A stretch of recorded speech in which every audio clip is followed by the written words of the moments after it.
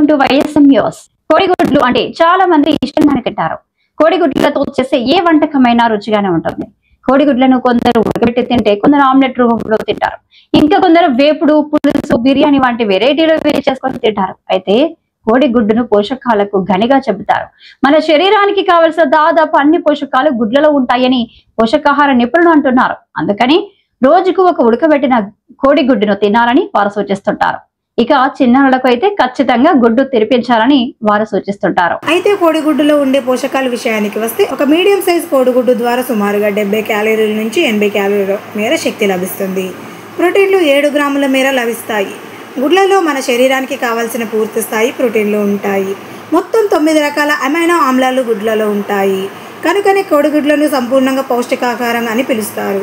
కోడిగుడ్లు తెల్ల సొనలో 3.6 గ్రాముల మేర ప్రోటీన్లు ఉంటే, మిగిలిన సొనలో మిగతా ప్రోటీన్లు లభిస్తాయి. కోడిగుడ్డు పచ్చ సొనలో కొవ్వులతో పాటు పలు రకాల విటమిన్లు, మినరల్స్ కూడా ఉంటాయి.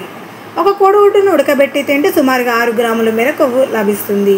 ఇందులో సూచురేటెడ్ కొవ్వు 1.6 గ్రాములు, మైనో అన్సూచురేటెడ్ కొవ్వు 2 గ్రాములు, ఆరోగ్యకరమైన కొవ్వు పాలి అన్సూచురేటెడ్ కొవ్వు 1 గ్రాము, ఆరోగ్యకరమైన కొవ్వు లభిస్తాయి.